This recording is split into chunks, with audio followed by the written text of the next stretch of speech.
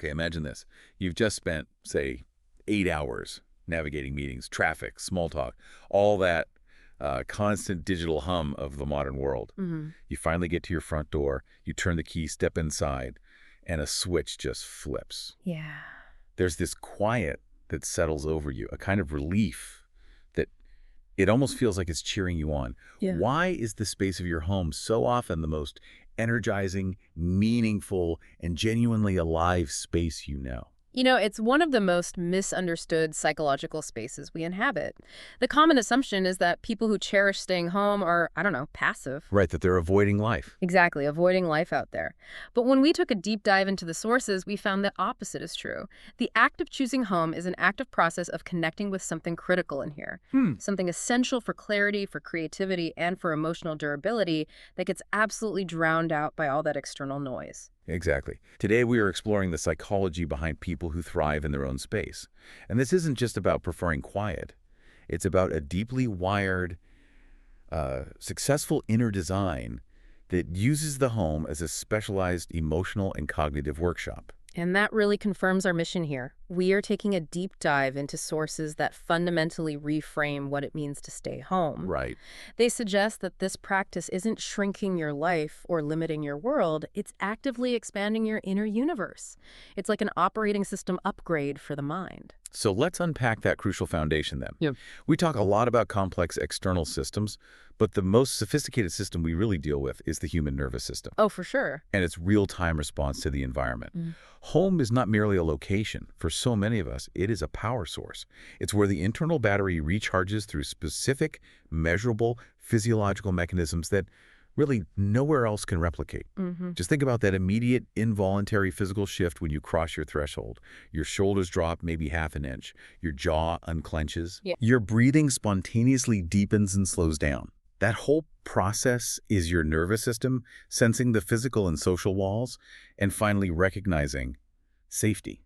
And what's fascinating here is the precise scientific definition of that shift. When you are outside, even in, relatively benign social settings like a grocery store or a colleagues gathering, your brain is running constant social calculations. Am I being perceived correctly? Do I look engaged? What's that sound? Exactly. Your brain categorizes the world as a, let's call it a moderate to high threat environment because it requires vigilance and performance. And what does that vigilance cost us chemically? Oh, it's expensive. Hmm. It's really expensive physically and cognitively. While you're out there performing, your body is in a state of low-grade sympathetic arousal. Classic fight or flight system. That's the one. You're producing elevated levels of stress hormones, primarily cortisol and adrenaline, which are necessary for a quick social or physical response. But inside the home, that requirement just vanishes. It's gone. Cortisol production drops rapidly. Your heart rate steadies. The tension in the prefrontal cortex just eases. So the internal environment literally shifts. Can you outline the cognitive benefit of that drop in stress hormones when we cross the threshold? Absolutely. High cortisol inhibits complex thinking. It forces the mind to prioritize immediate survival over nuance. So the outcome of achieving a low-threat state at home is that the mind finally gets clearance to do what it does best. Which is? Think clearly, feel deeply, and process everything you've been holding at bay. The sources really emphasize that this stillness leads to clarity on complex life decisions, not just, daily tasks. You can't solve an intricate problem when your body's preparing to run from a tiger. That makes perfect sense when you contrast it with the outside world. Mm-hmm. It's inherently loud, and not just loud with noise, but bright lights, perpetual digital pings, the high expectations, the sheer volume of information traffic. Mm-hmm. For people with a high sensitivity to external stimuli, that accumulation isn't just tiring, it's a constant sensory overload that physically exhausts the nervous system. That's the crux of it. When someone says, I just love being home, what they are really saying is, this is the one space where I can finally stop managing the sheer volume of external noise and start hearing the signal. The signal, I like that. They are prioritizing their internal monologue, which only becomes audible when all that static is gone. That brings us to a major misunderstanding then. We often challenge the idea that staying home means doing nothing. For the homebody, some of the most meaningful activity happens in solitude. It's a space where your awareness sharpens precisely because there are no demands on your attention. That's right. In solitude, you start noticing the details you miss in the rush, the way the shadows move across the floor, the satisfaction of a task done slowly and well, or even just the rhythm of your own unfiltered thoughts. Hmm. It's not emptiness, it's a profound richness that builds self-knowledge. But I have to play devil's advocate here, because for a lot of listeners, I think solitude feels like a loss of opportunity. They worry about becoming stagnant or, I don't know, intellectually isolated. Did the sources address how the homebody avoids that trap? They did, specifically by addressing this concept of identity fragmentation. Okay. When you are constantly surrounded by people, your identity, it fragments. You become a slightly different, optimized version of yourself for survival in each social circle. Right. You might find yourself laughing at unfunny jokes, or nodding to opinions you don't share, or smoothing your edges to fit a professional mold. This is an exhausting performance. And that energetic taxation has a steep psychological cost, I'd imagine.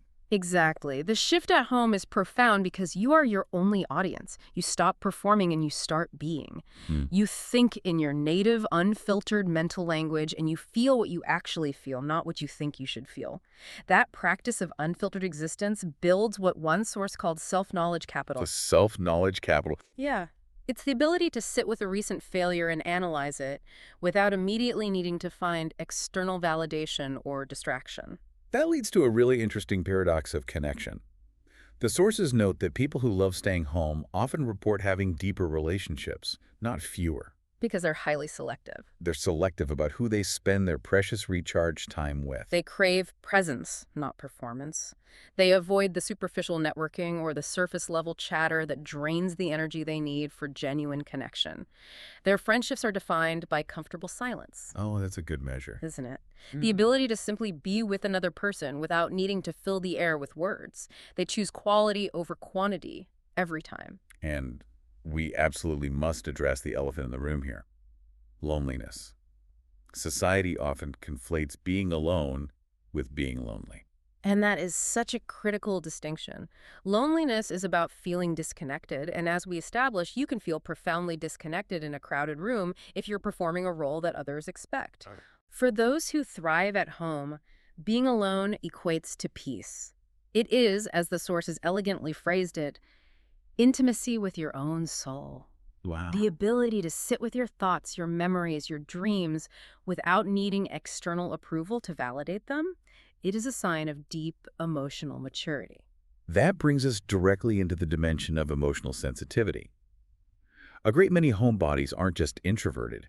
They are deeply empathic. They feel things intensely. Oh, absolutely. The sources highlighted that they absorb the emotional energy of others, not just consciously, but involuntarily. They're like highly tuned emotional instruments. Every glance, every shift in someone's tone, every unspoken tension, they pick it up like an antenna. Yeah. This is why the world becomes so exhausting for them. It's not because they are inherently weak, but because they care too much, and they carry the emotional weight of their surroundings. They literally bring a colleague's frustration or a friend's unspoken worry home with them. So when a person like that walks into their home and closes the door, they aren't escaping life. They're running a necessary decontamination process. That's a great way to put it. Their home functions as an emotional airlock or a safe container. They are decompressing, dropping the emotional guard they didn't even realize they were holding up all day. And if we look at the immense psychological process involved in managing impressions out in the world, monitoring facial expressions, calculating perceptions, suppressing reactions, maintaining a controlled tone, So much work. it takes staggering, unrecognized energy. Home is simply where the body knows the professional, social, or cheerful mask can finally be removed. The system goes offline. And this is where the dynamic can be confusing, I think. People sometimes feel more emotional, maybe even tearful or unexpectedly sad when they finally get home than they do out in public. That's a common misunderstanding, and it's a really important one. It's not that home makes you anxious or sad. Okay. It's that home is the only place safe enough to finally feel what you've been carrying. Your system has been operating in this state of low-grade vigilance, diverting energy from processing emotions to suppressing them. I see. Now, that heaviness you feel is not fresh anxiety. It's healing disguised as exhaustion. It's the backlog finally being processed.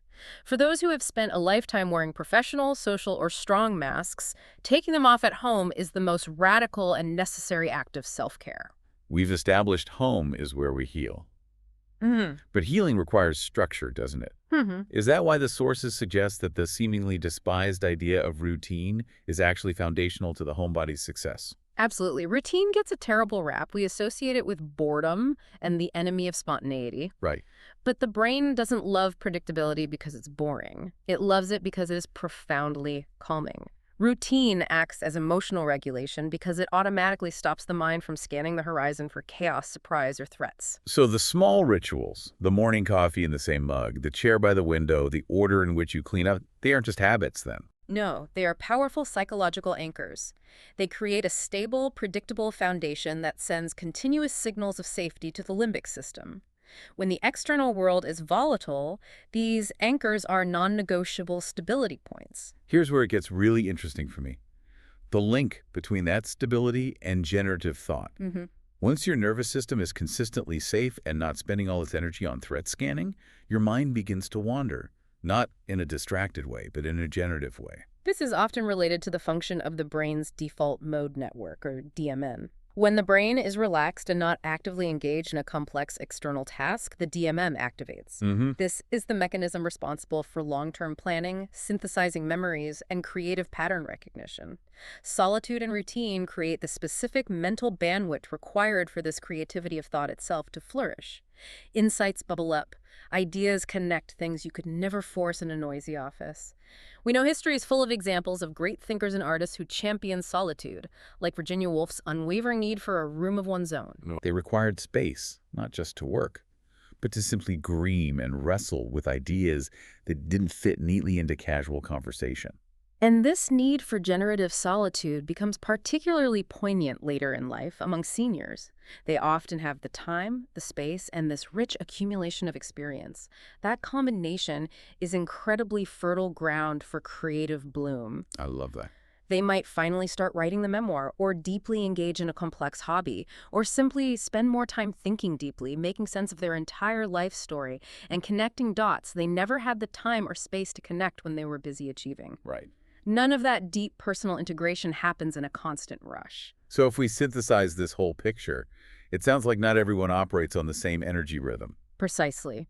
And we really need to normalize this difference. Some people are genuinely energized by external stimulation crowds, motion interaction, and they recharge by being out there. We call them externally focused. Others are just wired differently. They are energized by internal reflection, pattern, and peace, and they recharge through solitude. Both are perfectly healthy operating systems, but our modern culture overwhelmingly favors and rewards the external type. Which makes the quiet ones feel like outliers. It does. It makes them feel like they're doing something wrong. But the world needs both kinds of people, right? It needs the explorers and the observers, those who make the noise and those who listen for the meaning inside it. The perspective gained in stillness allows the quiet ones to translate chaos into clarity and turn noise into narrative.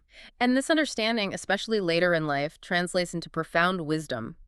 Choosing home becomes a proactive choice, born of self-knowledge, not resignation.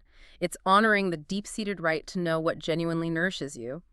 It's about choosing to be, not to impress, not to achieve some metric, but simply to exist at your own pace, on your own terms. And that leads to the ultimate finding, which I think is the most liberating psychological transition of all.